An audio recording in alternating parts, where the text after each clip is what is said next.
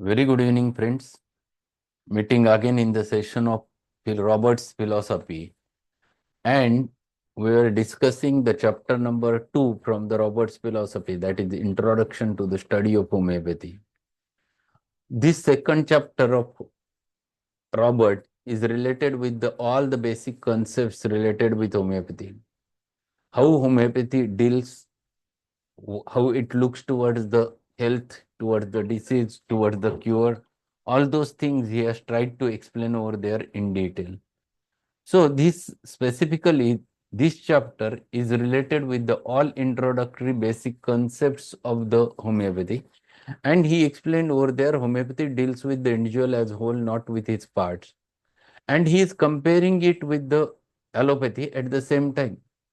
And because of which, with this comparative study, it becomes rather simple to understand.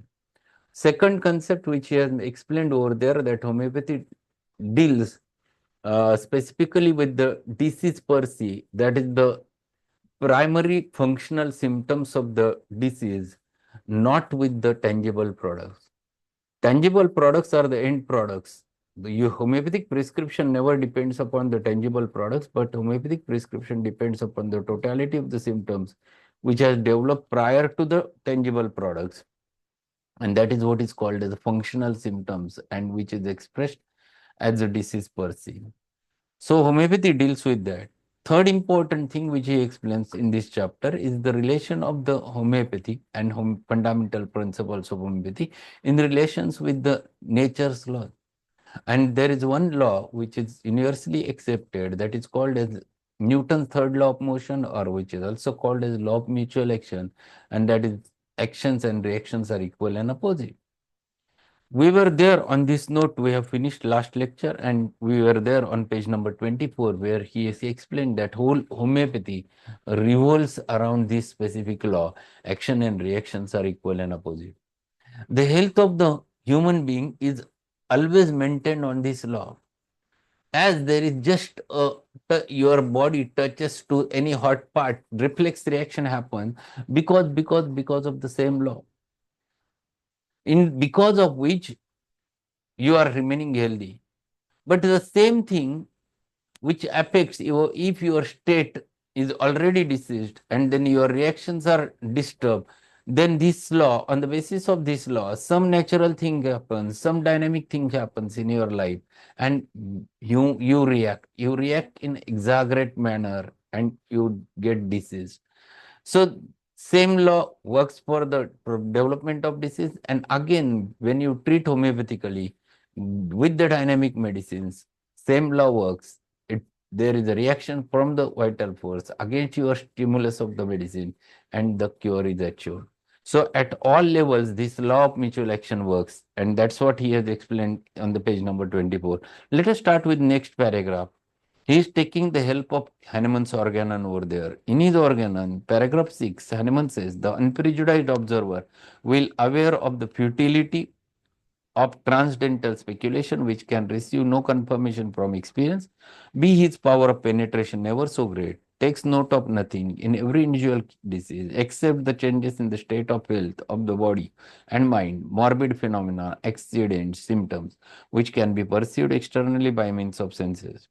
That is to say, he notices only the deviations from a former healthy state of the diseased individual, which are felt by the patient himself, remarked by those around him, and observed by the physician. All these perceptible signs represent the disease in its whole extent, and that is together they form the true and only conceivable portrait of the disease. So he is taking the help of Hahnemann's Organon and sixth paragraph. Two important things which are mentioned in this sixth paragraph, where homeopathy is absolutely having a importance. In homeopathy, we consider that homeopathic physician should be unprejudiced. Unprejudiced observation is very, very important, and to become unprejudiced is rather difficult, because we have memory which recollects each and every experience which you have taken earlier, and you have at the same time logic. Whenever you meet similar types of things again, the memory brings about those old incidences, and it starts considering or comparing or analyzing it in relation with the past state. So this is the problem, because of which we get very easily prejudiced. And this prejudiced nature, if you want to stop, then how to go ahead? He has given simple example that if you want to really come out of this situation, simple thing is that you towards each and every patient, you take into consideration the totality of the symptom.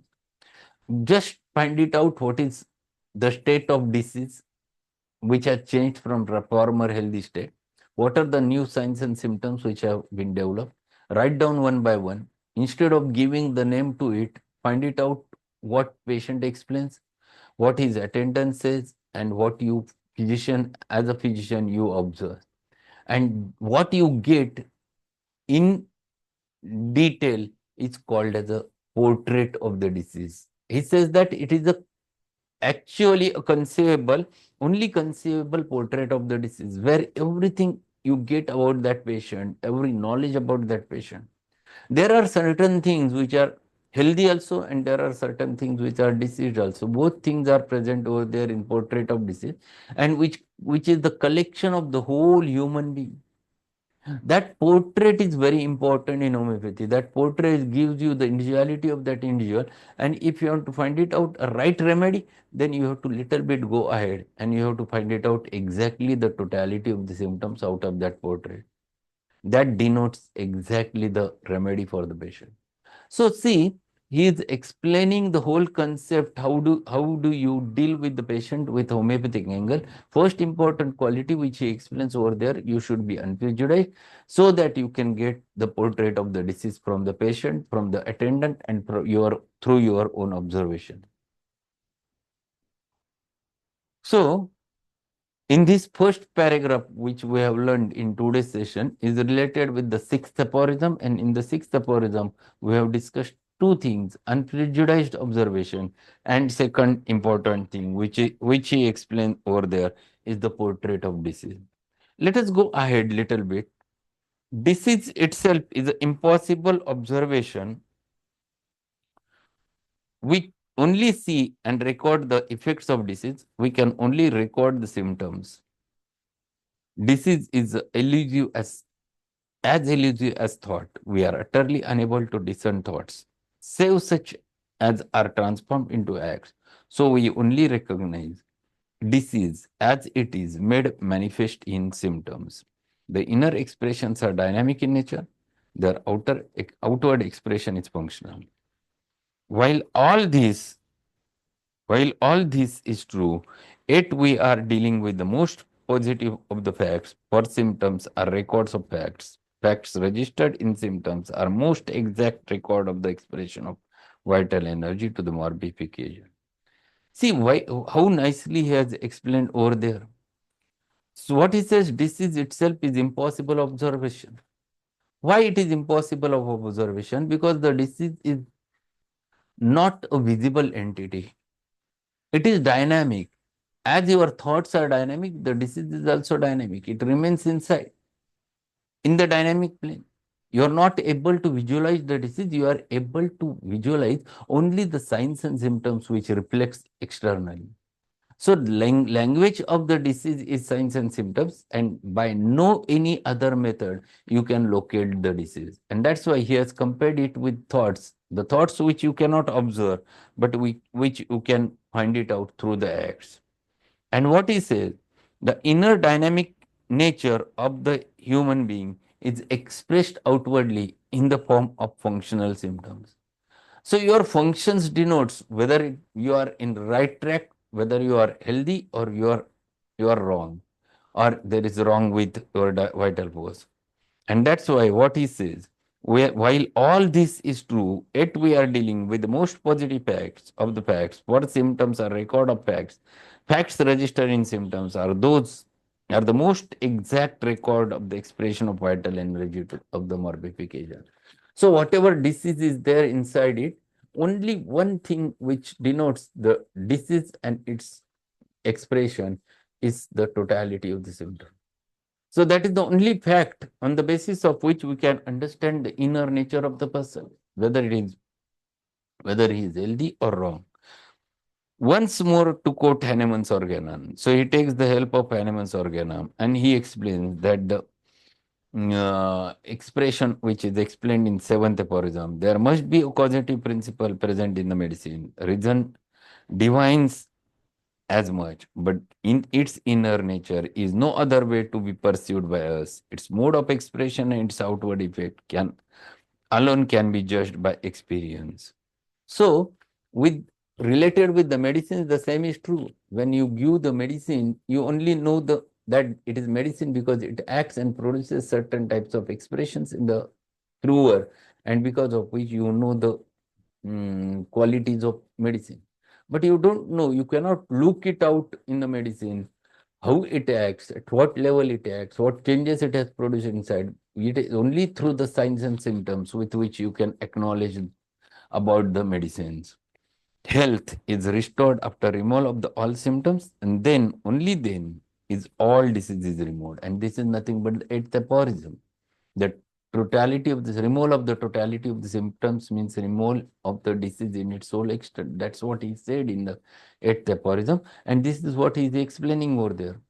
So if you know the totality of the symptoms and if you remove that totality in detail or in toto, then you can consider that you have removed the disease.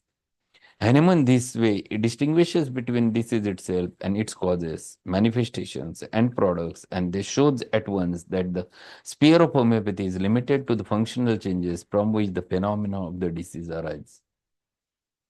So disease happens basically in the dynamic plane.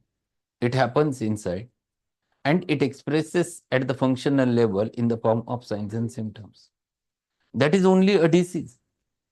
After long term of functional symptoms, and if you tries to suppress those functional symptoms or palliate those functional symptoms, then the disease product comes out in the form of tissue change, in the form of cellular change, to which we label by the name of some pathology. It is not the on day one you get the pathology. And that's why Hahnemann says it is the end product of the disease, not the disease itself. So whatever may be the pathology which you can visualize with your eye or with microscope, whether it is liver cirrhosis, whether it is fatty degeneration of the heart, whether it is tumor, whether it is growth, whether it is embolus, thrombus, whatever is there, it is the end product. It is not the disease itself. And what he says that how homeopathy deals, does homeopathy operates only in dynamic sphere. Directly, homeopathy has nothing in common with the physical cause or product of the disease, but secondarily, it is related. Very important thing which he is explaining over there, homeopathy is not directly specifically with product of the disease. It is not at all important from his point of view. Whatever is important is the totality of the symptom. Whatever the pathology is there, that is secondary. It is a byproduct which he has to deal later. Here is the place of surgery where surgery may have its function, yet many of the tangible effects may remain. If these effects are too far advanced, they may be removed. If this is not done, it stands to reason that the best effects of homeopathic remedy will not be realized. But we must differentiate between the causes of the disease and the ultimates of the disease. They stand at the opposite end of the scale. So you must know what is the cause of the disease, and if you know what is the dynamic cause and which is reflected in the form of some signs and symptoms, functional signs and symptoms, that is what you have to take note of, and you have to find it out the right remedy for that. Whatever the end products which you observe after that, those are not the tangible things which one has to deal with. You don't have to look toward that. You have to look towards only those functional symptoms. If after giving remedy, if patient recovers, and if that tangible product remains later, you can remove it with the help of surgery. But first treat at dynamic level.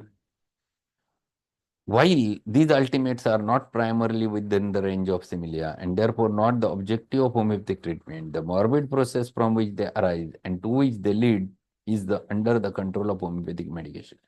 This medication may control and retard the development of pathological condition. So he's explaining this tangible products is not the sphere of homeopathy. You treat with the functional symptoms. Many times these tangible products, once internal disease is cured, those tangible products itself starts regressing and disappears. Sometimes it remains. If it remains, it doesn't matter. But if you want for the cosmetic purpose, if you want to remove, you can remove once you have treated the internal dynamic cause. The tumors may be retarded or completely arrested and absorption increased and finally disappearance of the growth. Secretions or excretions increased or decreased, ulcers healed. But all this is secondary to the real cure, which takes place solely by the dynamic sphere, restoring the patient to health and the harmonious functioning of his body, harmonious functioning of his whole being by the dynamic influence of symptomatically similar remedy. And he is explaining over there how to tackle this. If you want to tackle those dynamic disorders with the help of homeopathy, you have to take into consideration only those functional symptoms of the patient and find it out that totality, judge that totality and compare it with the totality of the symptoms of the materia medica with the remedy. And once you get that remedy, give that remedy to the patient and let us just keep watch. You will find many times that that patient will be cured with the removal of the totality, removal of the tumor, tangible products also.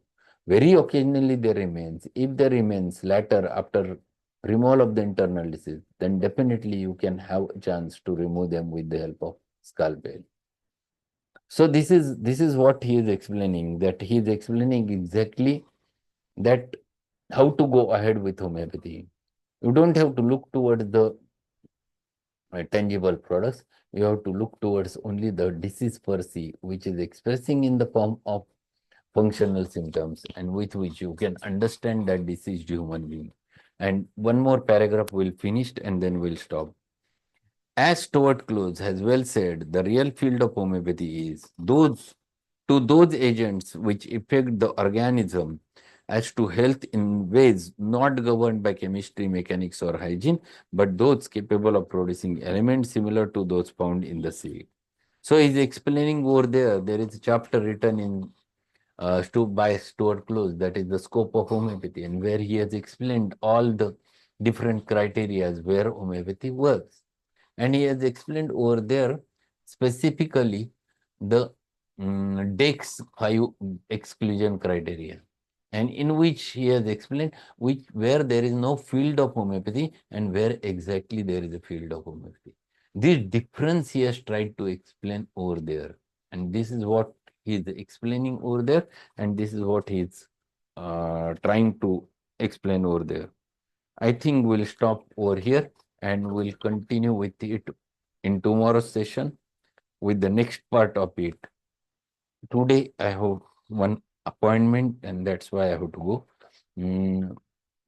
If possible, we'll take materia medica session. I will let you know whether it is there or not after some time. So thank you and good evening. Thank you very much, sir. Thank you.